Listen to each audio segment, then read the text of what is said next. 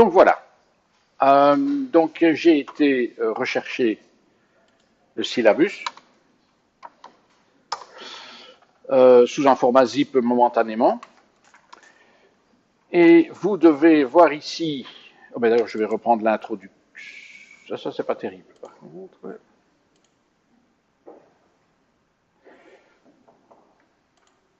Là il me manque l'introduction, ça c'est quand même très étrange parce que j'y ai travaillé tout à l'heure, c'est plutôt étrange. Là j'ai tout ce qu'il faut, oui c'est fait. Ça c'est un peu embêtant évidemment, parce que si pour les outillages je n'ai pas ce qu'il me faut, là ça va être un peu embêtant, mais je peux toujours reprendre le cours de l'année dernière en espérant que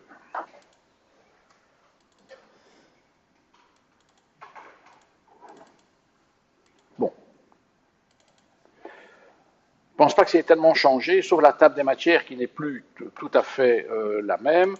Donc, tout le monde me connaît, donc je ne vais pas me représenter, donc ça on peut passer, les ressources. Oui, voilà. Alors, cette table des matières n'est pas la plus à jour. Non, ça n'ira pas. Il faut vraiment que je retombe sur une table des matières de maintenant. Je vais prendre ici, tiens, ça va aller mieux. Voilà. Donc, ça, c'est vraiment la table des matières du cours, avec des numéros de chapitres parfois un peu bizarres, mais de nouveau, il y a des chapitres qui bougent de place, certains que je supprime, d'autres que j'ajoute. Bon, voilà. C'est pour ça qu'il y a des numéros comme ça qui ne se suivent pas. Donc, nous allons déjà ce soir refaire une introduction au web très rapide, parce que vous l'avez déjà vu, hein, mais il y a quand même des concepts qu'il faut vraiment se réapproprier. On verra les outils et on va directement voir les deux types de formats qui vont nous servir un peu partout dans le cours. Dès qu'il y a des données un peu complexes, donc là il faut un format pour des données complexes. C'est XML ou surtout JSON. Très simple, vous voyez que c'est très simple, mais très très puissant et très utilisé. Alors vous avez la partie front-end proprement dite, que vous connaissez déjà, puisque dans le cours de l'année dernière, c'était comme ça. Voilà. On va pas refaire 12, 13, 14, 15, parce que, allez, c'est HTML, CSS, Bootstrap. On va surtout se focaliser sur 17, 18, 19. 17, le JavaScript. On va un peu parler de jQuery et surtout aborder les composants Vue.js. Ça, c'est nouveau. Et la troisième partie, alors c'est pas pour maintenant, c'est le back-end. Voilà, le middleware, le langage au milieu, le PHP par exemple. Traitement, comment est-ce qu'il va traiter les formulaires? Ça, c'est fondamental. L'architecture MVC. Comment est-ce qu'on va joindre à un site web des données venant d'une base de données SQL ou des données non SQL. Ça, il y a beaucoup de services web qui fonctionnent en NoSQL. Et pour finir, la cerise sur le gâteau, les requêtes asynchrones, qui là mixent en programmation le front-end et le back-end. Voilà. Donc ça, c'est le schéma que vous devez l'avoir en tête pour savoir où on est. OK. Alors, comme apparemment, je n'ai pas, je ne sais pas pourquoi d'ailleurs, je n'ai pas ici, ça c'est un peu vide, donc je reprends également celui de l'année passée, ça n'a pas beaucoup évolué, je dois dire, pour ce qui est des outils, hein, si je le trouve, alors je vais aller dans IOEPB alors.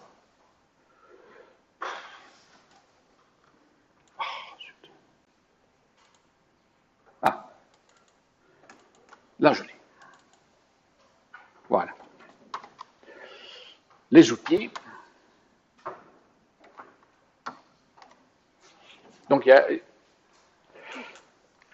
on va poser la question. On va commencer par les outils. Donc, dans les outils, ce que je propose ici, voilà tous les outils dont on a besoin. Alors, vous allez me dire, c'est énorme. Oui. Mais beaucoup sont intégrés ensemble. Hein. Donc, on n'a pas besoin d'installer plein de trucs. Par exemple, du côté client, vous avez besoin d'un navigateur web, ça tout le monde a déjà. Le client FTP, alors là, est-ce qu'on aura besoin à ce cours-ci d'un client FTP? Alors je pense que non. J'ai utilisé FTP en première avec Web de base, parce que là, c'était encore un truc assez simple. Il suffisait de déposer les fichiers sur un hébergeur. Et c'est tout. Ici, ça va être beaucoup plus compliqué parce que bonjour, si vous avez des développements dans Laravel, par exemple, et que vous voulez mettre sur un hébergeur, ben c'est pas piquer des vers, hein. C'est parce que là, c'est carrément tout le framework qui doit être reproduit sur le serveur, avec une config un peu différente. Ça, c'est très lourd. C'est pas très intéressant dans un cadre d'apprentissage. C'est intéressant dans un cadre de déploiement, hein, bien sûr. Mais ici, pour l'apprentissage, ça va vous prendre du temps et ça ne va pas apprendre grand-chose. Donc, pas besoin d'un FTP. Si vous faites des démos, vous venez avec votre machine. Vous faites la démo sur votre machine.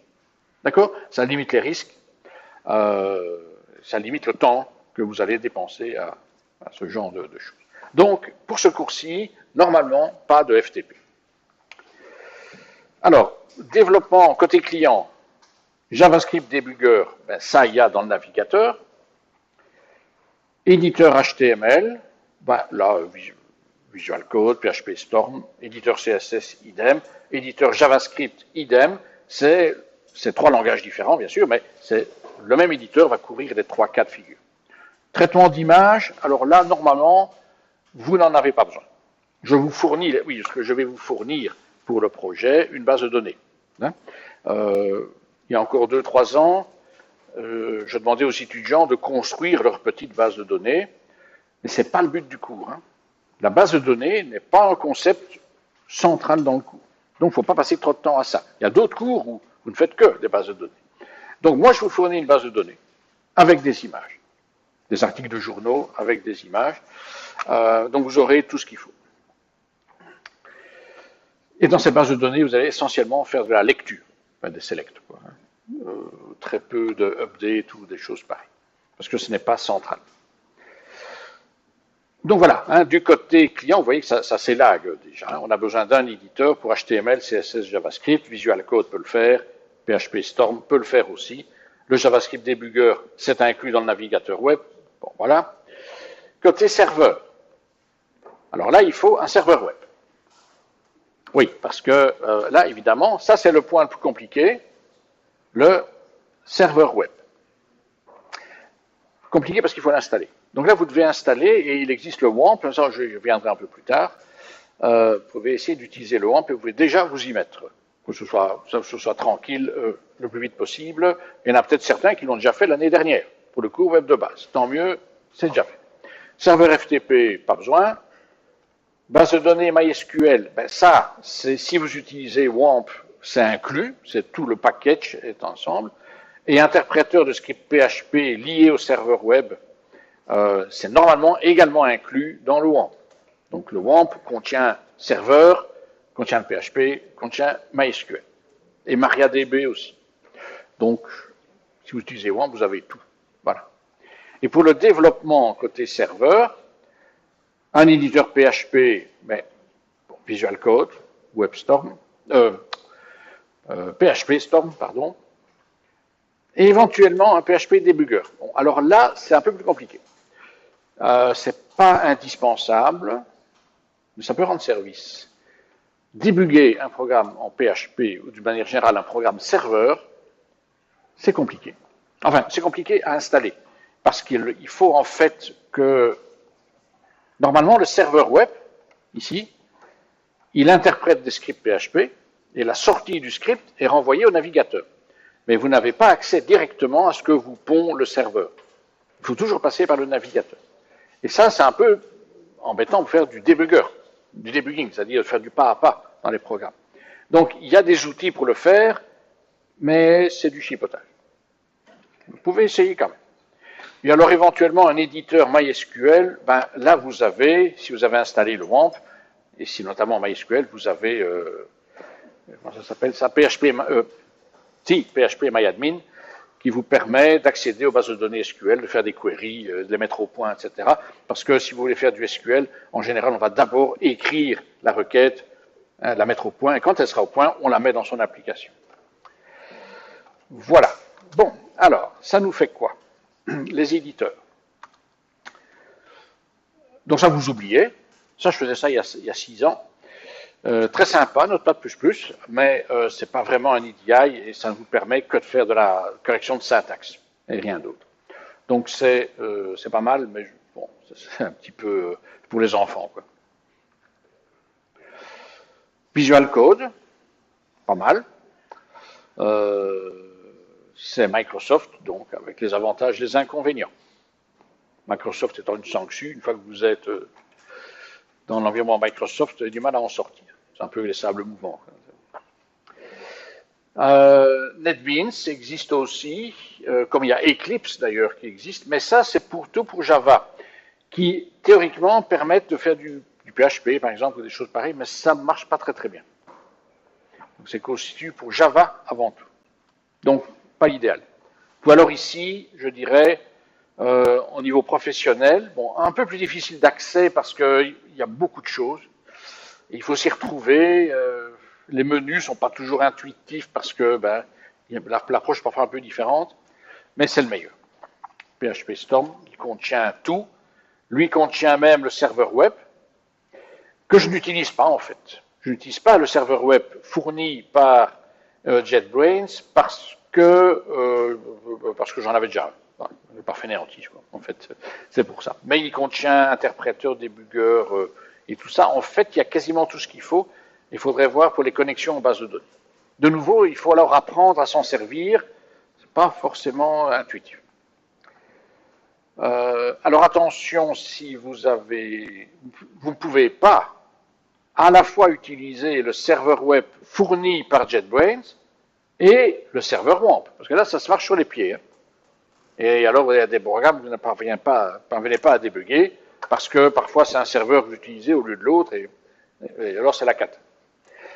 Pour utiliser PHP Storm, l'IFSEC donc, dispose d'une licence, parce que c'est un logiciel commercial. Hein. Donc, vous avez toujours droit de le télécharger, mais vous devriez d'abord, je crois que c'est indiqué au slide suivant, si vous voulez l'utiliser, vous devez d'abord créer votre compte sur JetBrains. Pour ceux qui ne l'ont pas encore fait, parce que déjà l'année passée, j'en ai parlé, donc, hein, et vous utilisez votre adresse email de l'école. Je mets nom, prénom, mais je ne suis pas sûr que ce soit nom, prénom, hein, votre adresse mail. C'est pas avec des numéros, votre adresse mail de l'école? Pas des numéros, 25-quelque chose. Je crois que c'est plutôt ça, quoi. Donc, d'abord, créer un compte sur JetBrains. Le compte, c'est ça qui permet d'avoir accès aux licences, c'est que ce soit un email avec ifcce.be. C'est ça qui permet ça. Ensuite, depuis leur site web, vous téléchargez et installez PHP Storm, et puis, voilà. Pour la licence, parfois on chipote un peu, mais c'est plus facile comme ça. Parce que, traditionnellement, on va d'abord télécharger, on va se dire, je peux l'utiliser 30 jours, je suis tranquille, et après 30 jours, ça marche plus, et puis on va dire, comment est-ce qu'il faut faire? Alors vous créez votre compte à ce moment-là, et alors là, c'est compliqué, parce que vous n'avez plus accès à PHP Storm, et votre compte est à peine créé, donc, enfin voilà, c'est le foutoir. Donc, commencez par créer votre compte avant d'installer PHP Storm. Voilà. Alors, autres outils qui là vont se révéler indispensables dans pas très longtemps, serveur web. Donc, un serveur ici, local. Je dis bien un serveur sur votre machine. C'est ça le but. Hein.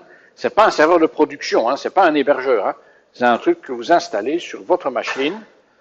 Voilà. Il y a des versions Linux, des versions Mac.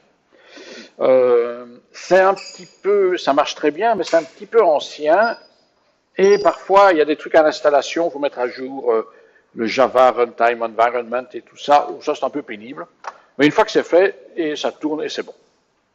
Bon, voilà. Donc, d'après les retours des étudiants, même si l'installation est parfois un petit peu tricky, un petit peu casse-pied, après, c'est quand même le meilleur. Alors, quand c'est installé, vous avez le serveur web, vous avez la base de données, et vous avez le PHP. Tout en même temps. Ça, c'est pas mal. Donc, il ne faut pas les installer séparément. Mais c'est un environnement de développement et de pédagogie pour les deux. Donc, il n'est pas optimisé pour faire de la production, par exemple. Il y a des alternatives, hein, XAMPP par exemple, etc. Il y en a d'autres. Voilà, donc ça, vous devriez installer ou installer un serveur web quand même assez rapidement. Là, quelques détails. Bon, ça, c'est au moment où vous installez. Vous avez là quelques petits trucs. Voilà ce que vous devez obtenir. La première page que vous devez obtenir pour votre site. Si vous obtenez ça, c'est que c'est bien installé. Voilà, que tout va bien. Par contre, il pourrait manquer quelques DLL. Voilà. Et alors, ben là, il y a des trucs, vous lirez ici, la solution 3 est souvent pour moi la meilleure, parce que là, vous allez right to the point. Ça a l'air bizarre, hein. WAMP server aviatechno.net, qu'est-ce que c'est que pour un URL? Et c'est là que vous trouvez toutes les DLL qui vous manquent. Donc, c'est un seul endroit, paf, terminé. Ou sinon, vous allez sur les sites de Microsoft pour les trouver, mais ça prend plus de temps. Voilà, ça, c'est peut-être que vous aurez besoin de ça si ça ne marche pas du premier coup. Ça, c'est parce que le logiciel est fort. Déjà, il a quel âge? Il a moins 15 ans. Il est mis à jour, bien sûr, et tout. Hein. Il supporte les dernières versions de PHP, ça, il n'y a pas de problème. Mais il y a encore des packages à l'intérieur de WAMP qui datent d'il y a longtemps. C'est ça qu'on a besoin parfois de vieux machins. Voilà, par exemple, il est impératif d'installer à la fois les versions 32-64 bits de chaque package. Enfin, il y a encore des trucs qui ont été développés sous 32 bits et qui n'ont pas été mis à jour. Ça, c'est le problème avec les logiciels un peu anciens. Bien. Alors, ça, c'était le plus dur. Hein, donc, l'éditeur et le WAMP. Ça, c'est le plus gros. Le reste, pas grand-chose à raconter. Les navigateurs, voilà. Bon, c'est vrai qu'à une certaine époque, c'était encore Firefox. Enfin, bon, je ne crois même plus ce que j'ai écrit. Après tout ce qui marche sur Chromium, c'est très bien. Hein. Bon. Mais il faut quand même pouvoir débugger. Il faut voir quels sont les défauts sur votre page. La console du débugueur du navigateur va vous dire où il y a des erreurs dans le JavaScript et tout ça. Donc ça vaut la peine. FTP, laissons tomber. Hein. Traitement d'image, on n'a pas besoin. Je n'ai pas changé d'avis. C'est toujours IrfanView le meilleur. Ça, par contre, le Hello World ici, je ne crois pas que c'est nécessaire. Laissez un peu tomber. Non. Ça, on va laisser tomber également. Ça, c'est Xdebug, qui est un package bien connu, qui permet d'introduire un débugueur entre votre éditeur et le serveur web. Et qui dit, en fait, qu'il va commander le serveur web pour faire du pas à pas. Parce que par défaut, quand le navigateur donne un ordre au serveur, le serveur, il bouffe, il exécute tout le code. Ben oui. Ici, c'est pour dire que tu exécutes pas à pas et tu me renvoies le retour à chaque fois. Donc c'est ça qu'il faut introduire ça. Et ça, c'est un peu compliqué. Donc c'est blabla, j'avance parce que c'est toute une configuration. Vous voyez, c'est pas simple. Voilà. Et alors, ça je n'ai pas changé. L'année passée, j'ai dit la même chose. Hein, vous pouvez toujours aller regarder cette série qui est... si vous en connaissez d'autres du même genre, ça m'intéresse. Parce que c'est des séries qui n'ont pas énormément pignon sur rue. Bon, moi, c'est un peu par hasard que je l'ai trouvé. Et si vous en trouvez d'autres, vous me le dites. Enfin, voilà. OK. Donc ça, c'était la partie outils. Vous saviez déjà une grande partie. Hein, j'en avais déjà parlé l'année dernière. Mais voilà, ici, maintenant, ça remet les choses en place. OK. Quelle heure il est? Donc la pause, on la fait toujours vers 8h moins 10, moins quart. Une demi-heure. Et on arrête. Alors théoriquement, il faut arrêter à 22h. Est-ce qu'on peut arrêter un peu avant? Oui, ça ne vous dérange pas. Oui, quand même, on va arrêter vers 9h15, en fait. Voilà. Ouais, parce que 10h, franchement, à part le tortionnaire, la VO, là, lui, il dure jusqu'à 10h. Non, mais franchement, dans quel état mental on est à cette heure-là?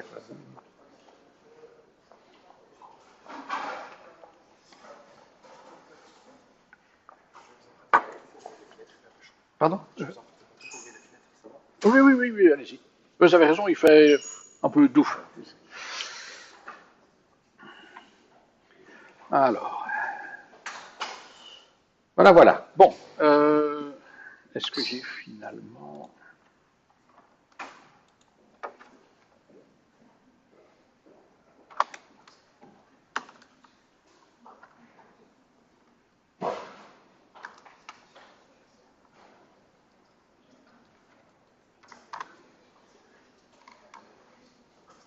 Donc, ce qui va être vraiment important dans ce cours-ci, plus que l'année passée, c'est de bien comprendre client et serveur. Vous en avez déjà une bonne idée, hein, c'est pas ça le problème.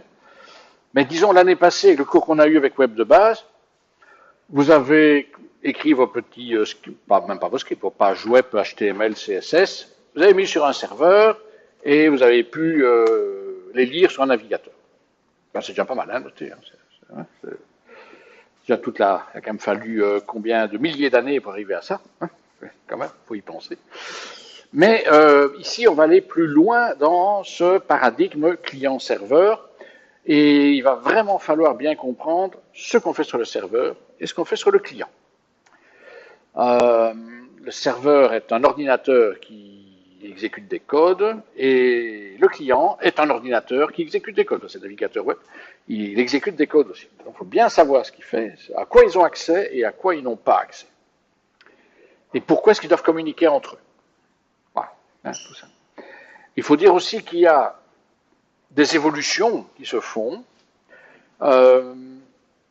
Au début du web, vous aviez des serveurs web qui contenaient toute l'intelligence de l'application et le client qui en contenait peu. On était encore dans une philosophie presque maître-esclave. Si je dis maître-esclave, à quoi vous pensez? Non, pas la colonisation, hein, ça n'a rien à voir. Maître-esclave dans les ordinateurs, c'était dans les années 50, 60, c'est les mainframes. Hein. Mainframe, donc, un ordinateur central et juste des écrans. Et des écrans, des terminaux, même des terminaux, c'était pas des écrans. Bon, si le serveur était en panne, le terminal ne servait à rien. Voilà, donc ça c'était maître-esclave. On est passé à client-serveur, où il y a sur le client beaucoup plus de capacité. Et donc vous pouvez imaginer que le client, fasse de plus en plus de choses. Donc par exemple au restaurant, vous pouvez bien sûr demander un steak frites salade. Ok, là le serveur et puis le cuisinier doivent travailler, cuire la viande, les frites, nettoyer la salade, l'assaisonner, bon voilà.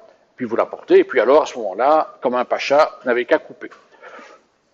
Vous n'avez pas demandé qu'on vous coupe la viande. Donc là, vous pouvez encore faire vous-même. Vous avez quand même un peu de travail à faire. Par contre, vous pouvez demander également, et là il y a quand même des restaurants qui se sont bien sucrés, ça a demandé une pierrade. Ben, c'est bon la pierrade. Parce que là, le cuisinier, il ne doit rien cuire. Il doit juste vous apporter la pierrade bien chaude, la viande crue, et c'est le client qui fait le travail. Et il paye cher. Donc, oui. Donc voilà. Donc la pierrade, si vous voulez, pourquoi est-ce que j'en parle? Ben parce que là, on arrive à un concept où c'est...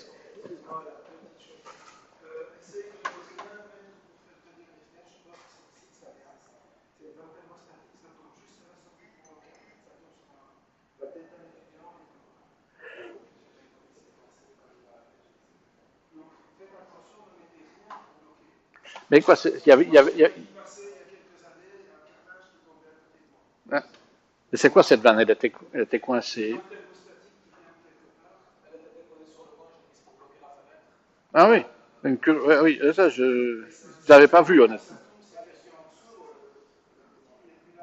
Ah oui, oui, c'est sûr. Ah ouais. Parce que normalement ça tient horizontalement, ça peut tenir comme ça. Ça, ouais. Ah bon.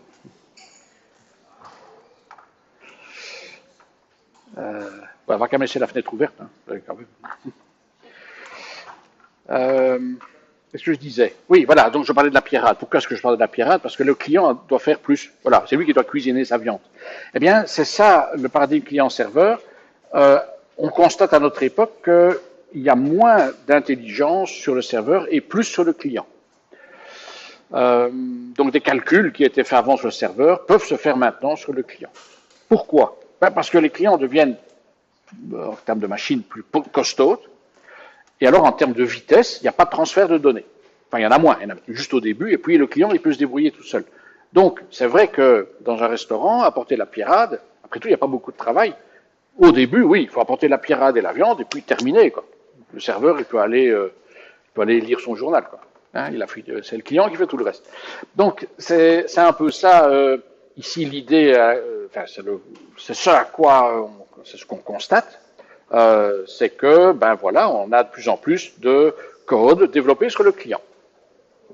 Voilà. Et donc ça, il faut évidemment un peu s'adapter, d'où ben, jQuery, enfin, etc.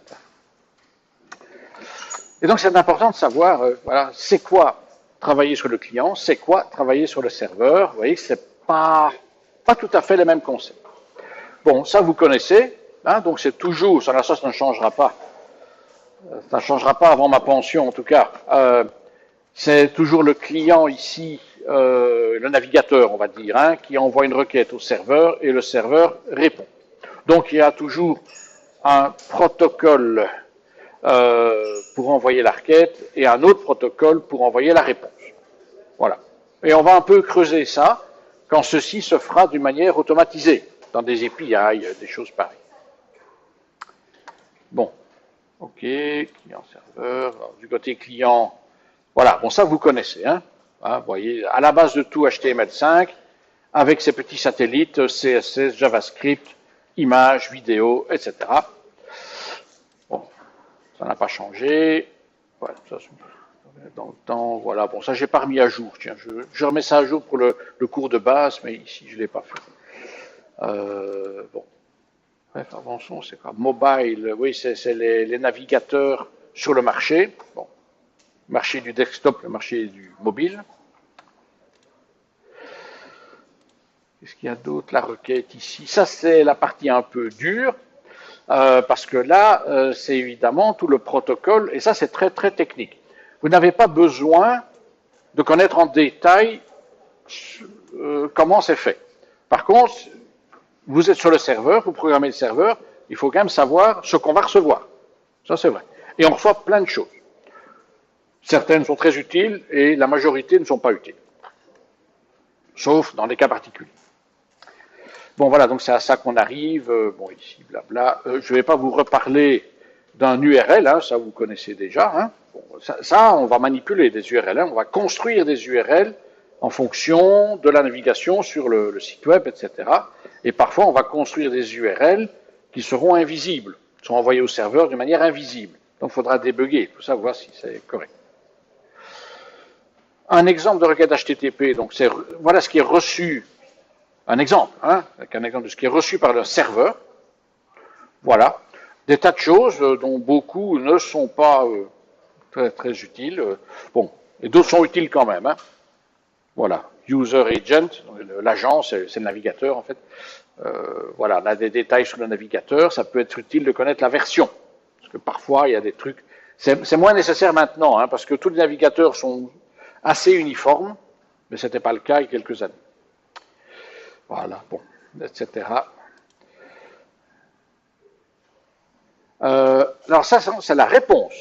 La réponse, donc le serveur répond au client, et la toute première chose qu'il répond, c'est un code. Il y a des dizaines de codes, hein, et notamment le code 200 qui signifie tout est OK. La requête s'est bien passée, je vous renvoie. Il y a la fameuse réponse 404, c'est-à-dire j'ai pas trouvé. L'URL m'avait donné, je ne sais pas l'exécuter, je ne correspond pas à des fichiers ou quoi qui existent chez moi. Donc, voilà, c'est inconnu à cette adresse si vous voulez, hein, c'est ça que ça veut dire, 404. Et puis il y a encore, oui j'ai toujours oublié de le mettre, les erreurs 500. Ça c'est beaucoup plus embêtant, quoique, une petite histoire là-dessus. Erreur 500, c'est les erreurs serveur. Ça veut dire le serveur a bien reçu la requête, mais n'a pas su répondre à la requête. Pourquoi? Point d'interrogation. C'est souvent pas indiqué. Parce que la base de données était inaccessible, des choses pareilles. En général, les erreurs 500 sont vraiment embêtantes parce que l'utilisateur, il ne sait rien faire. Je dis en général. Parce que moi, j'ai déjà eu une erreur 500 causée par quoi? Par la petite fonctionnalité dans mon navigateur qui empêche les pop-up de s'ouvrir. C'est-à-dire contre les publicités. Le ads blocker, comme on dit. Le problème, c'est qu'il ne me bloque pas que les ads. Il me bloque aussi parfois des trucs utiles.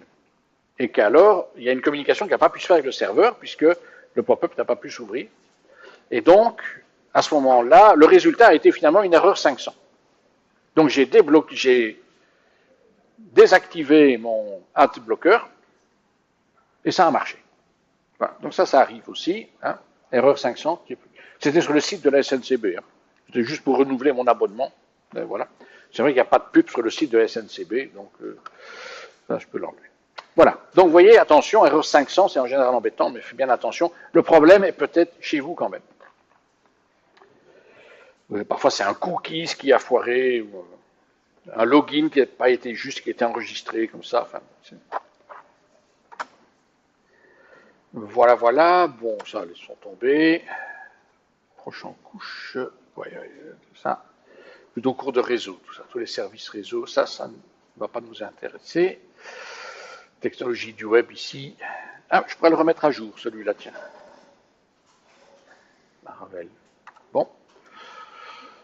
Oui, je ne vais pas vous rappeler ce que c'est qu'HTML, parce que si je dois faire ça, franchement, autant tourner au jardin d'enfants. Hein, donc HTML, bien entendu, on va quand même. Hein, HTML, c'est la structure du document. Hein, ce sont des balises, comme ceci. Le CSS sert essentiellement à s'occuper de la présentation de la page, mais pas seulement. Ça, j'insiste là-dessus. Et ça peut surprendre. On peut utiliser le CSS pour un usage qui n'a rien à voir avec le visuel, mais qui peut avoir un usage avec un rapport avec l'interaction utilisateur, avec l'expérience utilisateur. Oui, ça peut paraître bizarre comme ça, mais là, c'est couplé à du JavaScript. Vous pouvez donc parfaitement appliquer des classes et des choses pareilles, alors que la classe n'existe pas dans le CSS. Mais c'est le JavaScript qui va réagir, qui va faire autre chose. Voilà, mais ça, on verra ça plus tard. Donc CSS toujours côté client. Le JavaScript, regardez. Quelqu'un a déjà fait du JavaScript ici? Non? Jamais? Ouais, un petit peu. Du natif? Ouais. Alors le JavaScript, voilà un exemple ici. Donc ça, on va bientôt commencer. Hein, peut-être pas aujourd'hui, mais la semaine prochaine certainement. Voilà. C'est long. C'est très long. C'est pour ça que je n'aime pas. Mais bon, je suis obligé. Donc, ça veut dire quoi là? Essayez de commencer déjà maintenant, parce que de toute façon, la semaine prochaine, vous êtes dedans. Hein. Document. Alors ça, c'est un objet qui représente la page elle-même. Bon. Donc je dis au document, je lui demande d'exécuter une méthode. Une méthode, c'est une fonction.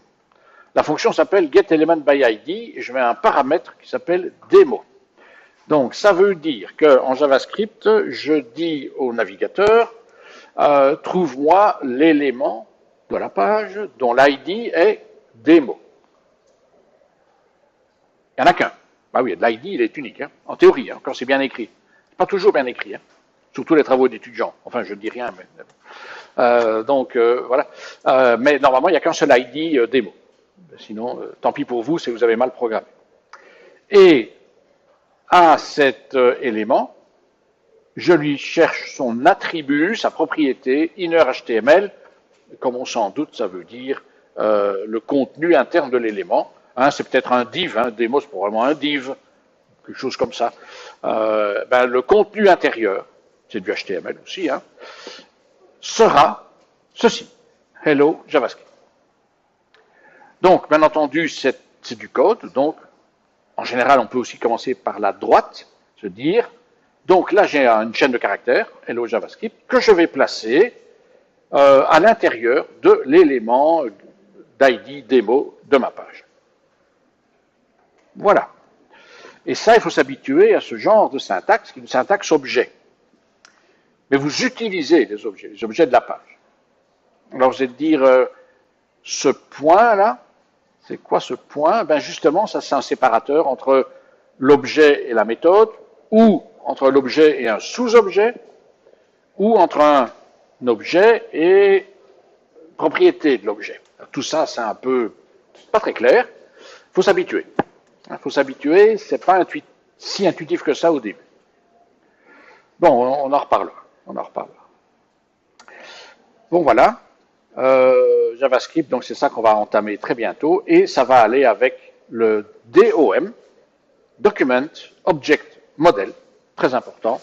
Le DOM, c'est la structure de la page, voilà, avec header, main, section, hein, nav, hein, tous ces balises, ça vous dit quelque chose. C'est tous les éléments de la page sont groupés dans le DOM.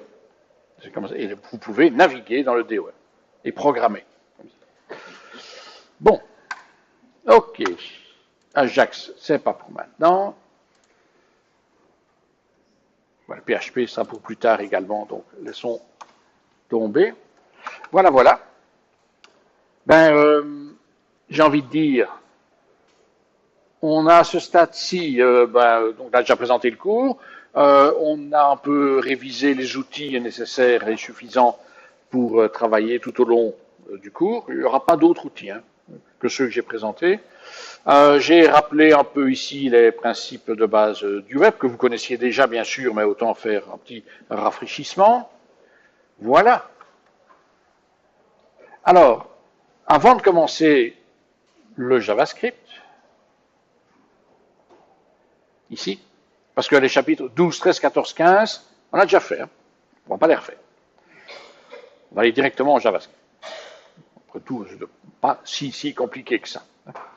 Mais vous voyez que là, j'ai rajouté depuis cette année donc 2 chapitres qui en fait étaient déjà dans mon cours, mais ils étaient du côté serveur, côté back-end, parce que je n'utilisais encore l'année passée le JSON que dans le serveur. Et maintenant, avec les composants vus qui sont dans le front-end, là, j'utilise le JSON aussi. Donc, je suis obligé de mettre le petit cours sur le JSON tout au début. Voilà. Donc, ça peut paraître un peu incongru, mais c'est quelque chose qu'on va vraiment utiliser beaucoup par la suite. Mais on va commencer d'abord par l'ancêtre, le XML. Alors là, je pense par contre que j'ai bien ici, V3, syllabus. Là, j'ai bien tout ce qu'il faut. Voilà. Mais d'ailleurs, j'avais déjà ouvert le PowerPoint, je pense. Oui. Voilà. Donc, j'arrive au chapitre 5.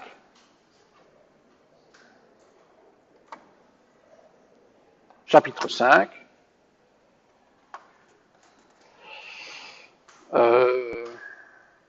Voilà, ici, format XML. Donc, on parle. Alors, ici, il n'y a pas de codage. C'est un format, une manière de représenter des données complexes. Et une manière lisible, j'insiste. Complexe ne veut pas dire illisible et compliqué. Non, non.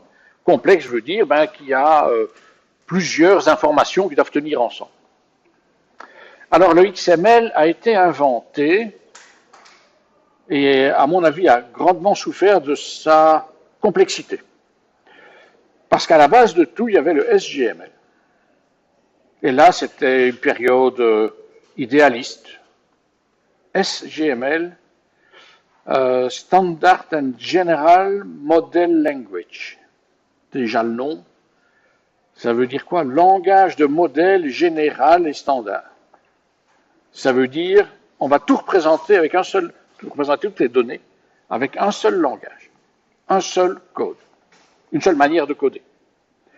Bon, SGML, une norme a été publiée, alors là on est dans les années 80-90, qui fait 120 pages.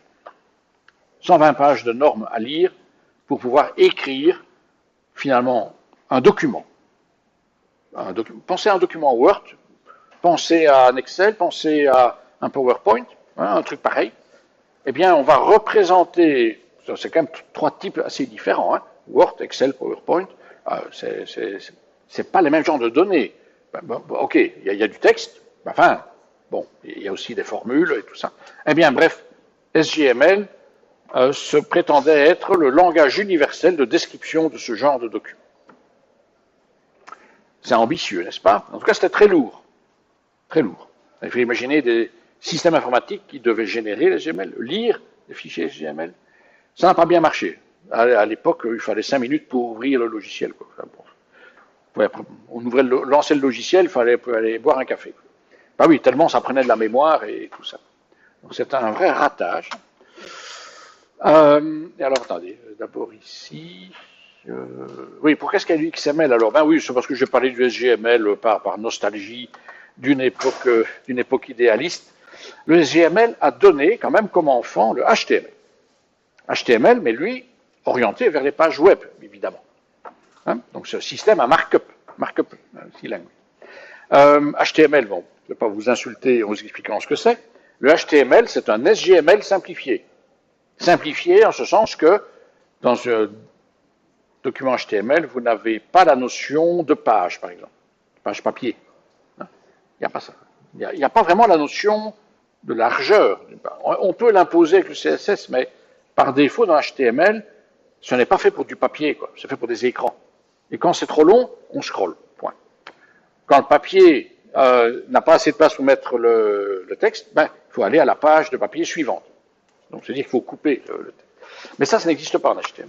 Donc, HTML, c'est un SGML simplifié pour le web. OK. Et alors, il y a d'autres personnes qui se sont dit, et si on utilisait ce genre de balise pour non pas stocker du document, mais stocker des données. Donc, vous allez voir des exemples. Hein, des données. On a dit pourquoi pas, SGML, ça peut tout faire. Ça peut aussi stocker des données. Alors ça, c'est peut-être intéressant. Ce serait une syntaxe XML qui ressemble au HTML, mais qui, au lieu de représenter des documents, représente des données structurées. Ah, pourquoi pas. Et alors, on a commencé à imaginer, ça, je pense qu'il y a un dessin, ouais, ici.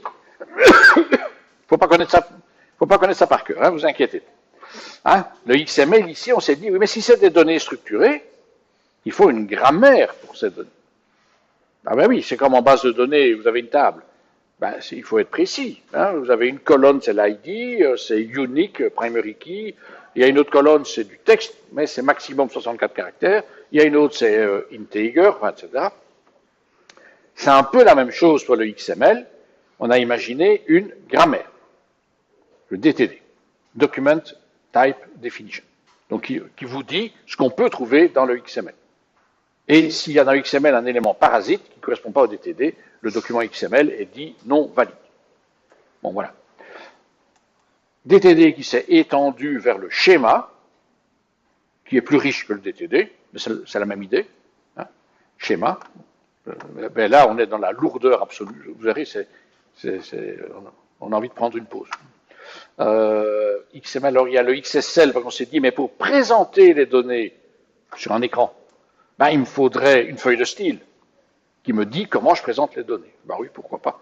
Bon, j'ai utilisé 2 fois dans ma vie, et puis time. Hein. Voilà. Et puis alors, il y a le HTML, qui là, bien entendu, continue à être utilisé, et le XHTML, qui est un HTML un peu plus structuré, où toutes les balises ouvrantes sont fermantes. Ouvrantes se ferment, ce qui n'est pas obligatoire avec toutes les balises HTML. Bon, c'est pas très important. Donc voilà. Le XML, parce que c'est comme ça le sujet ici de ce chapitre. Voilà, donc Extensible Markup Language. Langage de balisage extensible. Vous avez ici un exemple d'XML. Hein, rien n'est mieux qu'un exemple, quand même. Donc voilà, vous avez alors un header. XML version 1, on est toujours maintenant à la version 1. n'a pas beaucoup bougé. Et on voit ici une première balise questionnaire, ouvrante et fermante, ici, / questionnaire. Dedans, il y a une sous-balise question, fermante, et une sous-balise réponse, fermante également, plus ici un commentaire, comme en HTML. Hein? Voilà, donc on a une structure de données, questionnaire, avec dedans 2 éléments, question et réponse. Voilà.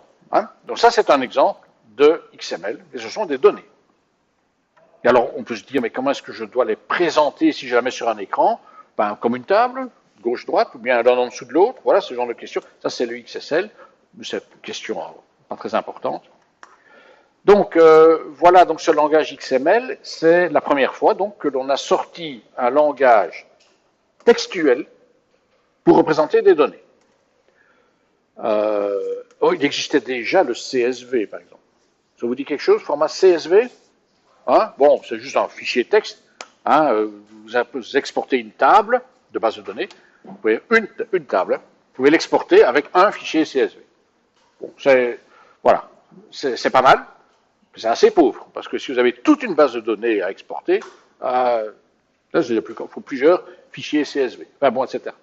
En fait, ici, avec cette arborescence, donc questionnaire, question, on n'est pas obligé de se limiter à 2 niveaux, hein. On peut faire 3 niveaux, 4 niveaux, autant que vous voulez. Vous pouvez mettre toute une base de données là-dedans. De la forme que vous voulez. Format SQL ou format non SQL également. Donc c'est extrêmement souple comme type de modèle. Alors non seulement on peut faire tout ce qu'on veut comme type de données, ça reste lisible. Donc vous n'êtes pas une machine, vous lisez ça, mais vous avez compris de quoi on parle. Et la machine qui lit ça, pourvu qu'elle puisse manipuler les balises, ben elle s'y retrouve aussi.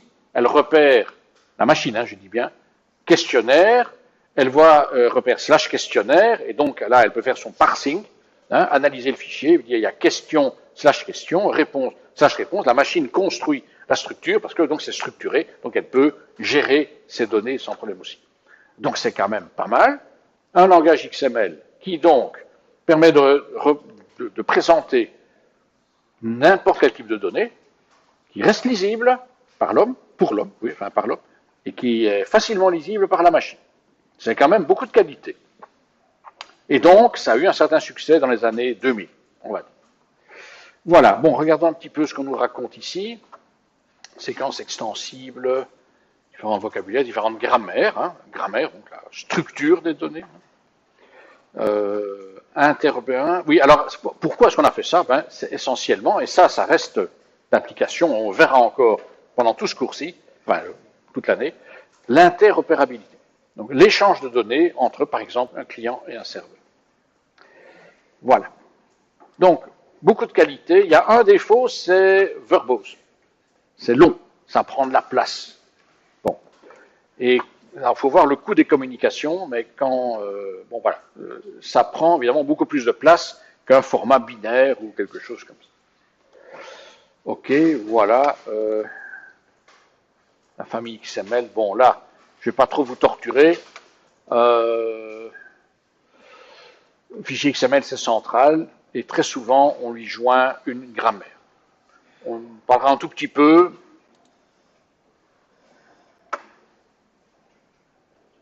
Je vais plutôt travailler sur un exemple, ce serait quand même plus facile. Parce que ça vaut pas la peine, ça vaut pas la peine de se fatiguer. Ah, voilà. Donc,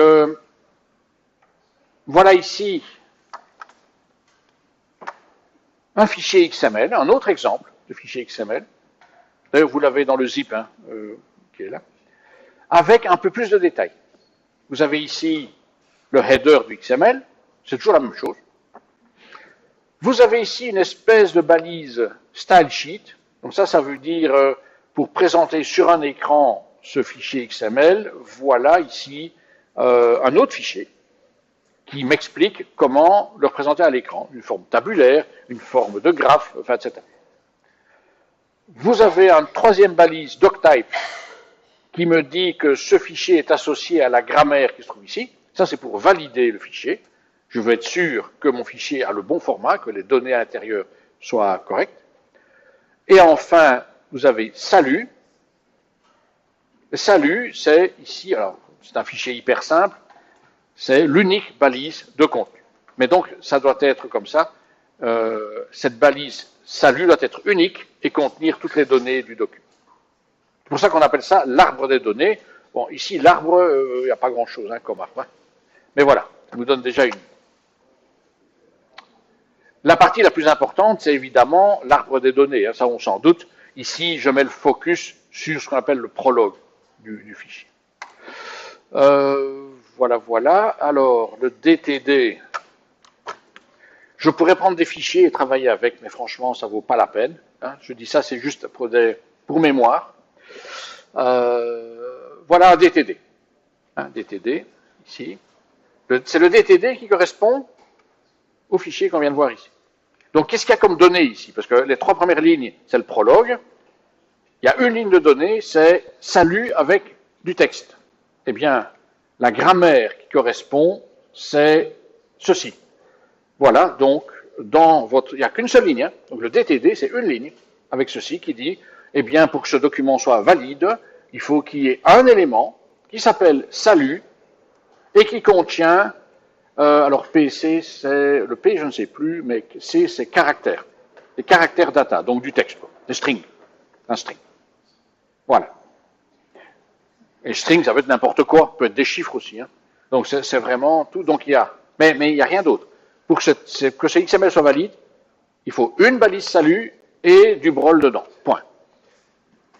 Voilà. C'est très pauvre, bien entendu, mais c'est un exemple. Hein. C'est un exemple. Et l'heure, il est ça, oui. On va s'arrêter. Voilà. C'est ce que je viens de dire. Peut-être ça, on va faire après. Ah, tiens. J'ai déjà arrêté ici. Oui. Ça, c'est dans les... Voilà, bon, bref. Ça, on fera après. Voilà, on va s'arrêter ici.